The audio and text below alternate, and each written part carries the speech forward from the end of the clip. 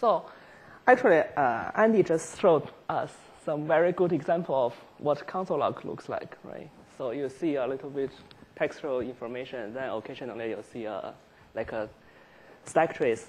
If whenever some kind of exception happens, if you redirect that all into a file, that becomes a console log, right? Those kind of what he showed us is interactive job logs, so you know what happens when you type in something. But usually the servers run many background tasks where you never know what tasks get wrong and then why the log gets generated, and all the logs from all processes or nodes mixed together and becomes a huge stream of text where nobody really can understand. So what the project I have been working on for a long time deals with this unmodified textual console logs. Our assumption is that we take the logs as is without any modification. The rationale for this is that because console logs are very common, they are happening in almost every kind of system, but people just didn't make very good use of them. So what we are doing is try to make use of them. And so how we do that, you probably have seen this before many times. We use machine learning to analyze logs. But before we analyze the text logs, we have to overcome the difficulty of handling free text.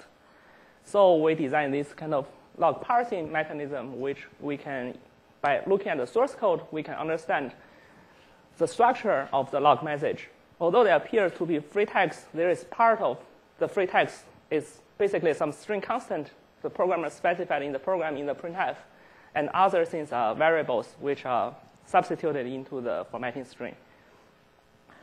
So currently we can support parsers in this number of languages, and then after parsing, the logs almost look like all the like structured tracing or semi-structured traces, which people typically use.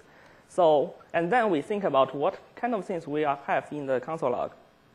There are two different things we are trying to monitor. One is global state change, like say what kind of events happening more often in this time period versus the other time period. That's called global state. The other we are trying to get some kind of tracing information out of the console log messages, where we can say these console logs are talking about the same event in the system, and then we can dynamically generate a trace, and even we can generate a trace online from a continuously log stream.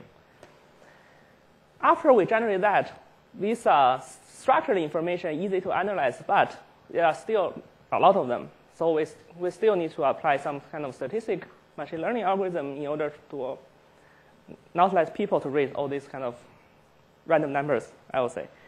So we use anomaly detection because we assume most important logs are the rare log messages. If they are repeating themselves a million times a day, that's probably not so important. And also we use some machine learning to generate like nicely looking or intuitive figures to show the internal structure of these logs. So this is a very short talk. I'm not going into the details, which you have probably heard of in the previous retreats. So we just summarize the results here.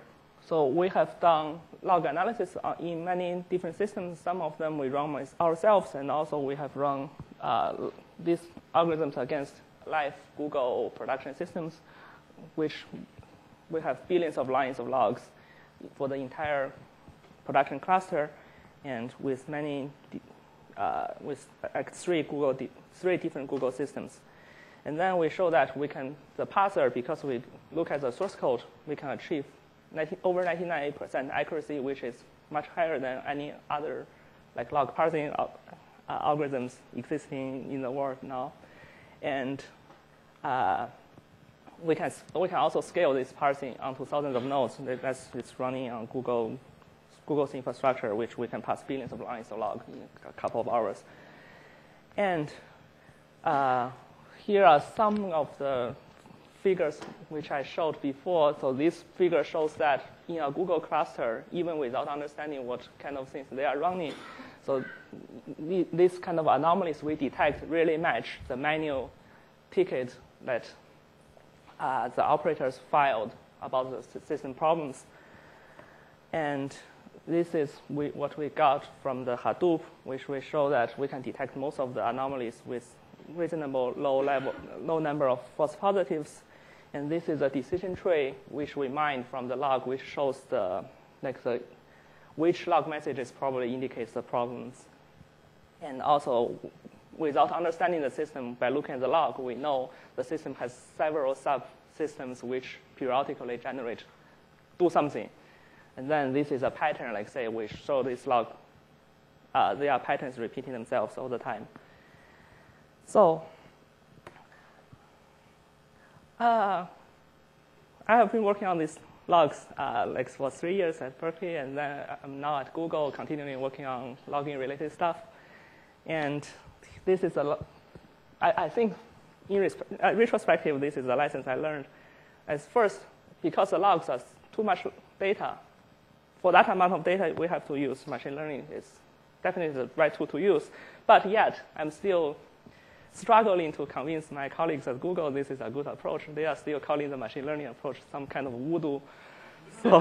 So there's a long way to go to convince system people to trust the machine learning stuff. Yes, they do. Yeah, they do. But system people, no, right? And also, yeah, the other thing is people still trying to avoid looking at logs. This is probably the last thing you went to is a debugger, right? Before that, it's log. If you can avoid looking at log, looking at debugger is basically a productivity killer. If you look at that for a day and then didn't find anything. So we build tools to allow them to look at the log less, and if they look, they can find something quickly. And then the logging and tracing, we think they are the same thing. So now this is the project I'm working on at Google. So we are trying to build an infrastructure which can support both logging and tracing. We think log is just something which, if you have an explicit identifier in the log message saying that the log is about what, it's basically a trace. If I have a trace which you can annotate anything, that's basically a log.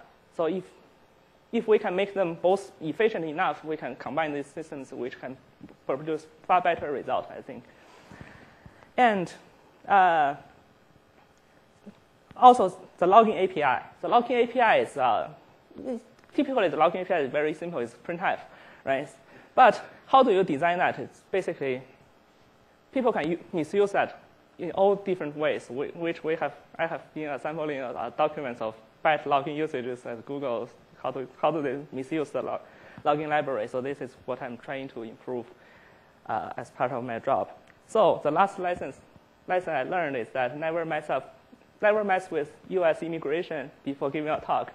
So that's why I don't have enough time to prepare a demo and integrate that into RA's dashboard. So I'll just hand to RA for him to show the rest of the dashboard.